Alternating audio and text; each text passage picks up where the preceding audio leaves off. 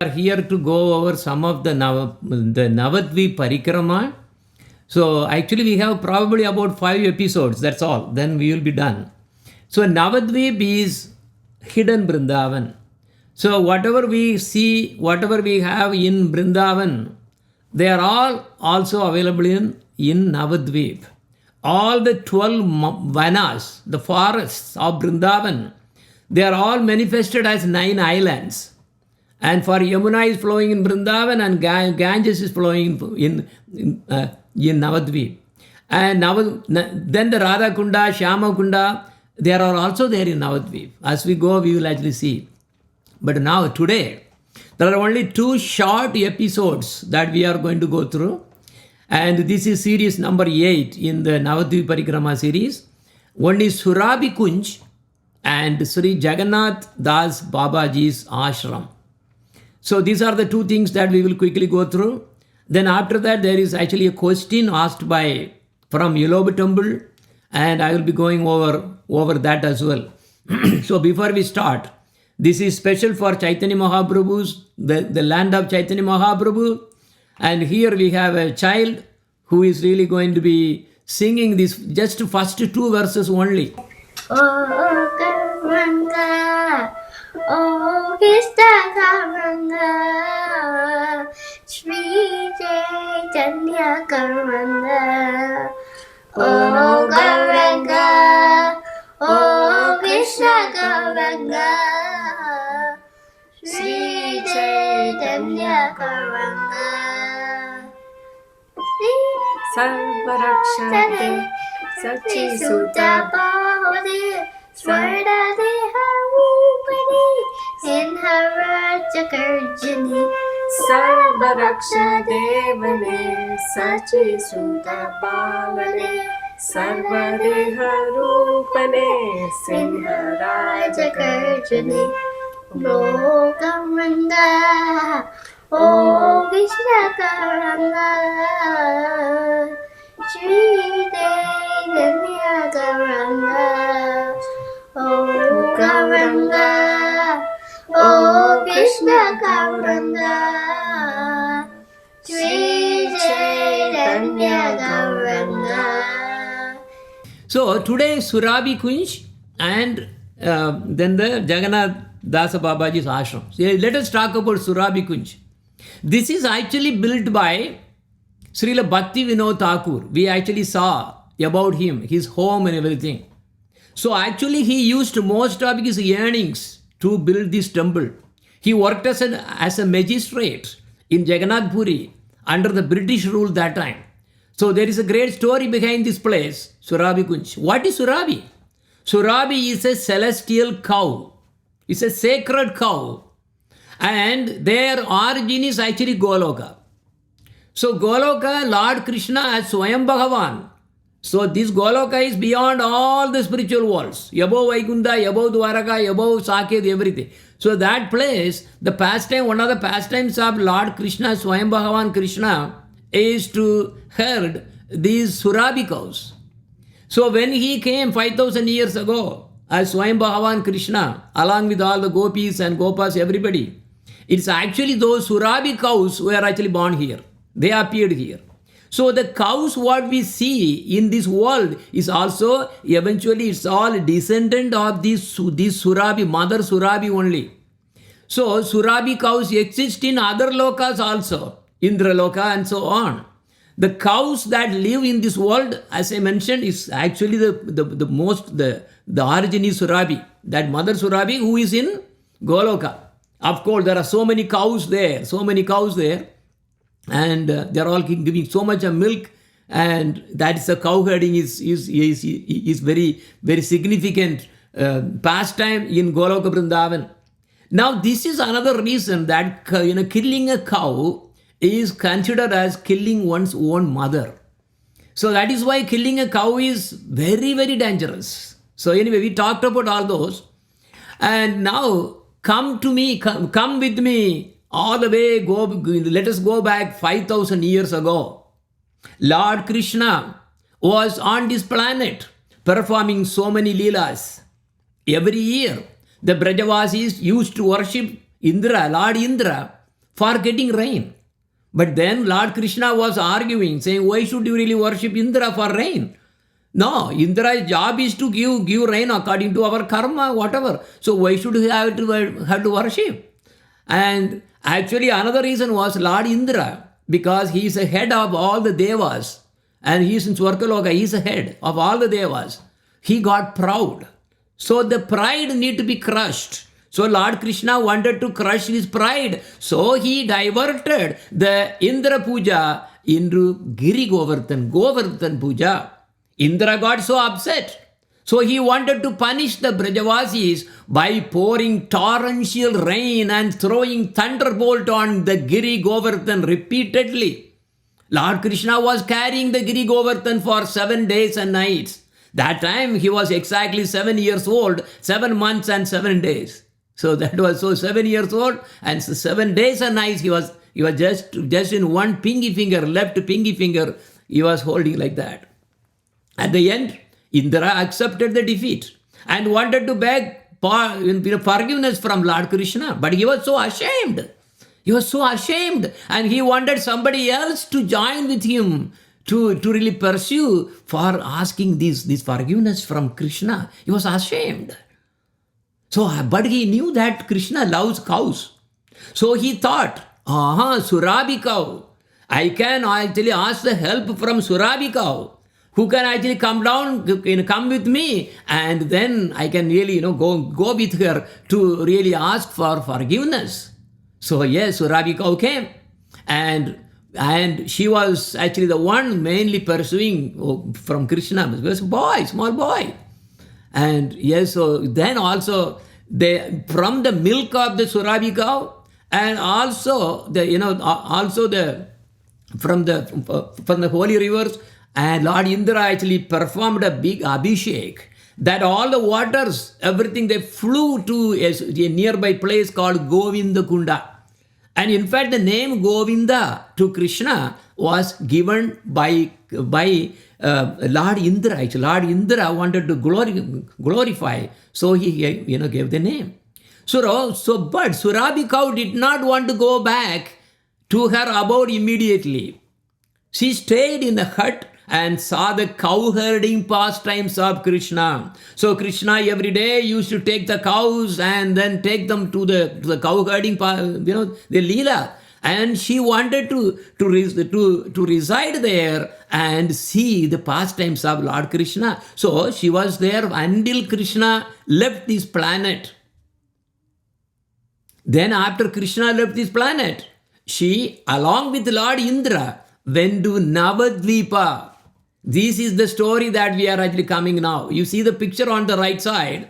So they came to Navadvip and performed tapas to receive darshan of Lord Chaitanya Mahaprabhu. You may wonder, what is this? Lord Chaitanya Mahaprabhu actually came only 500 years ago. Then how he was there? Yeah, that is basically our ignorance only. Because Lord and all the incarnations and all the things, there is no beginning, there is no ending. Lord Chaitanya Mahaprabhu used to come once in the day of Lord Brahma, which is 8.64 billion years. So he was always coming and going and coming and going. So it so happened, he came again, it's 500 years ago.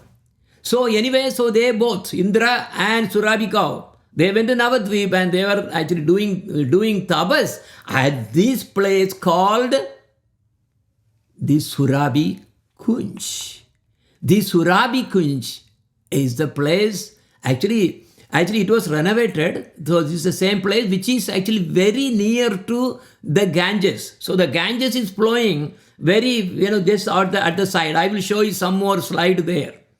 And we see beautiful deities of Lord Chaitanya Mahaprabhu and Sri Radha Krishna. There actually they have a wonderful temple here. And that's what we are actually seeing on the right side. So what you see on the left side is the entrance to the place, and inside you see the deity.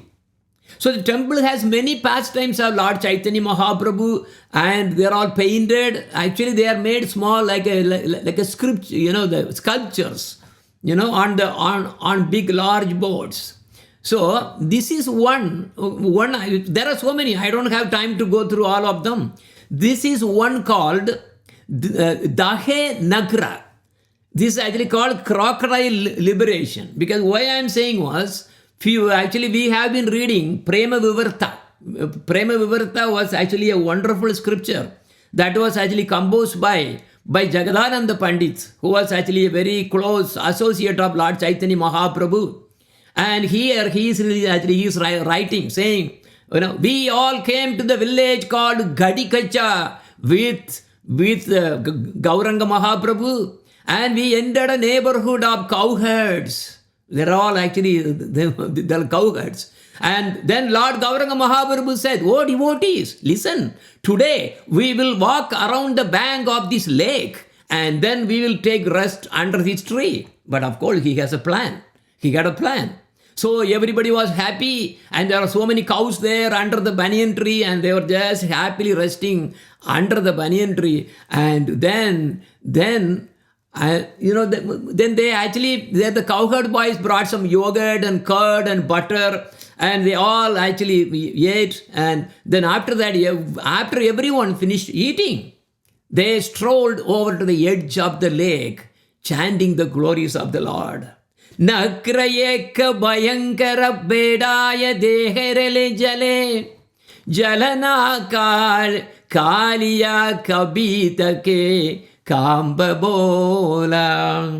There, Nakra. Eka Nakra. One Nakra. Nakra means in Bengali, it means crocodile. So there was one crocodile was there in that lake. It came to the side towards Lord Chaitanya Mahaprabhu when it was hearing the chanting from Lord Chaitanya Mahaprabhu. And then when he was actually seeing there, then the crocodile was just coming, and he just touched at the feet of Lord Chaitanya Mahaprabhu. And as soon as he touched the lotus feet of Lord Chaitanya Mahaprabhu, that crocodile turned into be a small baby god. Baby god means a child god. He just turned, Oh, then the child God said, oh Lord, I was cursed by Durvasa Muni long ago. I have been wandering in the form of crocodile, making everyone tremble. Once when the great sage was resting in Kamyavana, that is in Vrindavan, I mischievously cut off his dreadlock. Remember that sages, they have all these knotted, the hairs. So the child god, apparently he came there and then he saw this funny sage was sitting there. He just, cut it. And Durvasa Muni is not an ordinary person. He immediately got angry, so angry. And he said, take the form of a crocodile and suffer the results of your actions for 4 ages. So it happened in the long ago. So then it was continuing. I cried and prayed to the sage, and he graciously called me over and spoke to me. O child God, when the son of Sri Nanda, Sri Krishna, when he comes as Gauranga Mahaprabhu, as the son of Sachi Devi in Navadvipa, you will be freed from my curse by his chanting. Remember, Lord Chaitanya Mahaprabhu was chanting. As soon as he really heard the chanting, the crocodile came and touched the feet, and he became he got the original form. You will get the heavenly body back again and go back again. So after telling this story, that small god, the baby god said, oh Lord, please give me permission and I will return to the abode of the gods where I belong. Seeing my mother and father there, I will be very happy, and my parents will be also very happy. And then the baby god ascended to the heaven. You can see that picture, of course. I don't have time to go through every one of them. It just happened to. And if we see that, this is nicely written by Jagannatha Pandita in his Sri Prema Vivarta. It's another wonderful scripture. Anyway, so now we are talking about this Surabhu Kunj. And this Surabhu Kunj was constructed by Srila Bhaktivinoda Thakur, as I mentioned. He is considered as 7th Goswami. And here you can actually see those days there was black and white photographs. So we can see the original photographs of those inside. But also there are other things also around, but again, we don't have time there to go all over. But this place, you see the gate there on the left side. And when you see through, what you see is actually the river Ganges is flowing at the back. This is the same place where that Surabhi, coming from Vrindavan along with Indra, they were all doing tapas at this same place. You see a small building also there. At that place they really have. This is the place. So he really made a hut, and it was actually doing the tapas. And also not only that, there is on the same place another old story. Once during the time of cosmic devastation, remember, because at every end of this kalpa, when the Lord Brahma is going to sleep, all the universes will be annihilated. It will be all burnt first and then filled with fully water.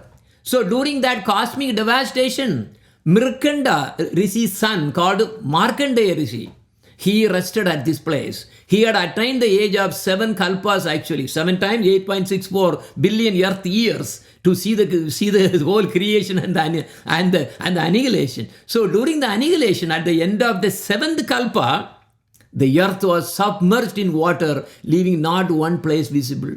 Markandeya Rishi floated in the water, and finally, by immense good fortune, he came to this place in Navadvipa, and at that time Surabhi was there actually. Because this Navadvipa and Vrindavan and also Jagannath Puri Dham, they will never get destroyed. They will be always there. Everything else will be destroyed. So now this mother Surabhi lifted this Markandeya Rishi, and he really gave him milk. And then Markandeya Rishi was really, he came back to regain his consciousness, and he was so amazed to see that Navadvipa Dham was not underwater at all. So all the wonderful sight of the forests and the sub-forests and plants and birds and all the animals, all over there in this Navadvipa Dham. So they were actually very happy, and Mother Surabhi gave, this nectarian milk to drink, which then with that, Markandeya Rishi was back to consciousness. So that is the place he was. So this Gotruma is the place where we see this one, and this Gaurachandra is actually worshipped in the temple. All right. So now the next place I would like to show is Bhajan Kutir and Samadhi place of Jagannath Das Babaji. Who is this Jagannath Das Babaji? If you see our Guru Varga, you have in our temple, there is a small, Guru Varga there, right? All the way from 6 Goswamis, you really see, and then there is one who will be sitting like this. I didn't put the picture. Jagannath Das Babaji is in our Guru Varga, in the Guru Parampara. So this place is a little deeper into the streets and buildings, but it is very near to the banks of Ganges. So actually the Ganges is actually flowing just at the back of the place. I will show you that. So when entering into the complex, when we are entering, and we immediately see that Jagannath Babaji is Bhajan Kutir is right there, and next to that there is a temple. Actually, it's all inside only. So what you are seeing inside is actually there are two things. One is his Bhajan Kutir. That means his place where, because all our acharyas and their Babaji, acharyas, they all always have a Bhajan Kutir, and they will be always performing bhajan and meditation, chanting. That is called Bhajan Kutir. And next to that, of course, they will also have a mandir. So this is exactly what you really see here. So when you enter into this building, it's not a big building, very small building. And what you see is the Bhajan Kutir. So we right now, we actually, we see his deity. And that is actually, he was living for 144 years actually. But due to the old age, his eyelids were drooping. It won't stay. He cannot really keep on looking at as we do. The lid will fall off. It will droop. So in order to see anything, he will open up the, things like this and then see out. Otherwise, it will all be there. He will be chanting and singing. That's it. Okay. So Actually, he also had a dog with puppies. His mood of devotion was very different because he was a Babaji. Babaji means they don't really do any preaching. That's the difference. Babaji will just put a small loin cloth and then they do chanting and bhajan. That's all they do. They don't really do any preaching. Okay, that's the difference. Where the other acharyas, they do preaching also. So the mood of devotion was different. So he used to, after giving Naivedyam to the deity, he will take that as prasadam, and the first prasadam goes to these dogs. So he will just call the dogs, and the dogs will come, and it had, let us say, maybe 5-6 puppies or something. And by taking his drooping eye, he will make sure that everything came. Otherwise, he used to touch whether all the puppies are here. So first he will feed those, and then he will eat the remaining. And also because of the old age, he was not able to walk by himself. Very old, 144 years is a lot. So what they do is, his disciples used to carry him in a basket. In those days, there was nothing like our stroller or something like that, nothing. So, make him to sit inside the basket and then carry them. That is how it was. And see, now I am really showing those. But there is something special to this also. When the birthplace of Lord Chaitanya Mahaprabhu was revealed, as a vision to Bhaktivinoda Thakur, when he was looking at through the balcony, and when he saw, then he really was very curious, and he really went to the place and to find out, is it really the place where Chaitanya Mahaprabhu was actually born? And in fact, magically, to his surprise, Lord Chaitanya Mahaprabhu with thousands of devotees just manifested right there, and they were all doing kirtans, and he was wondering what is going on, and then they all disappeared. So then say, yes, this is the birthplace of Lord Chaitanya Mahaprabhu. But he wanted to check this, one more check with his guru. So Bhaktivinoda Thakur's guru was Jagannatha Dasa Babaji only. This same Saga Jagannath Babaji is the guru of Bhaktivinoda Thakur. Bhaktivinoda Thakur is the one who really wrote 78 books or something. Out of that, Jaiva Dharma is so good. That's what we are actually teaching for Tamil. Every Friday, that's what we are going through. It is a very big, if you read the Jaiva Dharma, if you hear the Jaiva Dharma, you cannot read because you cannot understand. It's so deep.